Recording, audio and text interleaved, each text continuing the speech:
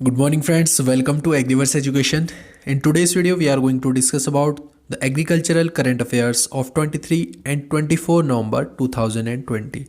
And if you want to join our Telegram channel, go through the link given in description box. और अगर आप हमारे different social media platform से जुड़ना चाहते हैं तो सर्च करिए एग्रेरियन 11 और पाएं daily agricultural quizzes, current affairs and notification of every single video we upload.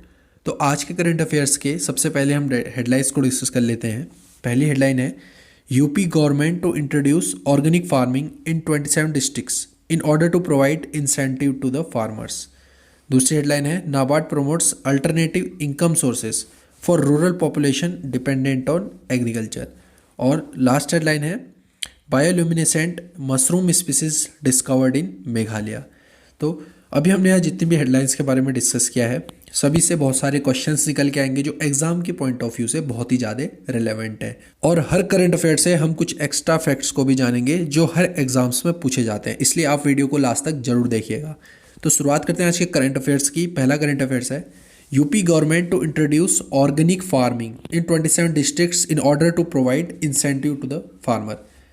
तो यूपी गवर्नमेंट ने ये डिसाइड किया है कि आने वाले टाइम में वो अपने स्टेट में जो ऑर्गेनिक फार्मिंग के अंडर जो एरिया है उसको इंक्रीज कर देंगे।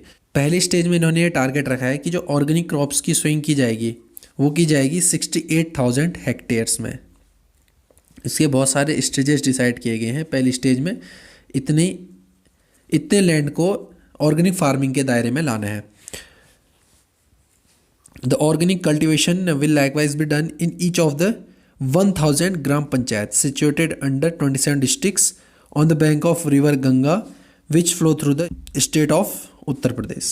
और इसके साथ साथ ऑर्गेनिक फार्मिंग को बढ़ावा देने के लिए यूपी की गवर्नमेंट फार्मर को इंसेंटिवाइज करेगी अगर वो करते हैं ऑर्गेनिक क्रॉप्स की सोइंग। और इसके साथ साथ फार्मर्स को ट्रेनिंग भी कराई जाएगी, जैसे management of green manures, preparation of nursery, panchagavya, जीवामित्र, cleaning of products, preparation of farm, vermicompost, composition in an organic manner. तो जितने सारे भी ऑर्गेनिक क्रॉप के कल्टीवेशन के दौरान जितने भी मेथड्स या प्रिपरेशन हमको करनी पड़ती हैं वो सारी ट्रेनिंग इस स्कीम के अंदर प्रोवाइड करी जाएंगी। तो ऑर्गेनिक फार्मिंग के बारे में अगर हम बात करें तो ऑर्गेनिक फार्मिंग के कुछ इंस्टीट्यूट्स हैं, जैसे national centre for organic farming. ये काफ़ी ज़्यादा एग्जाम्स में पूछा जाता है। National centre for organic farming जो सिचुएटेड है गाजियाबाद यूपी में।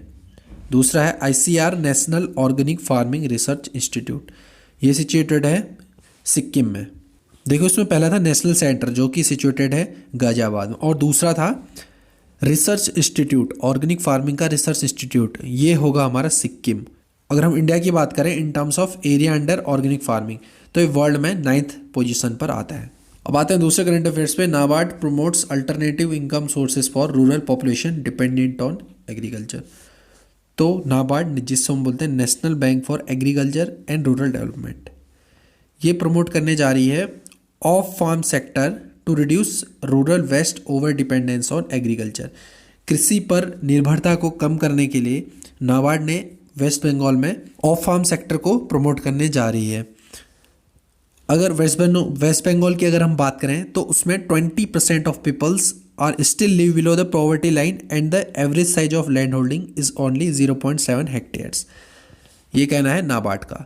तो इस ऑफ फार्म सेक्टर्स के को प्रमोट करने के लिए नाबार्ड ने क्या किया है, इन्होंने प्लान किया है कि वहाँ ऑफ फार्म प्रोड्यूसर ऑर्गेनाइजेशन, जिसको OFPOs ये कहा जाएगा, जिसमें ऑर्गेनाइजेशन बनाए जाएंगे जो एग्रीकल्चर सेक्टर से अलग उसमें काम किए जाएंगे। जैसे कुछ काश्तकार हैं, क्राफ्ट्समैन हैं, आर्टिशंस हैं, उनको सबको कलेक्टिव बिजनेस प्रोवाइड किया जाएगा to generate local employment through value addition. NABARD की बात करें तो नाबार्ड के बारे में एग्जाम्स में काफ़ी पूछा जाता है कि नाबार्ड कब एस्टेब्लिश किया गया था। तो इसको किया गया था 12 जुलाई 1982। ये काफ़ी ज़्यादा इंपॉर्टेंट है, एग्जाम्स में हर साल इसको पूछा जाता है इन डिफरेंट कॉम्पिटिटिव एग्जाम्स। और इसको रिकमेंड किया गया था B शिवरमन कमेटी के द्वारा बाय एक्ट 61 1981 ऑफ पार्लियामेंट। बस इतना याद रखिए कि ये एक्ट था 1981 का और इसको एस्टेब्लिश किया गया था 1982 में। एंड जो नाबार्ड था इसने रिप्लेस किया था agricultural credit department ACD and rural planning and credit sale RPCC of reserve bank of India, और एक ARDC था, इसको भी इसने रिप्लेस किया था।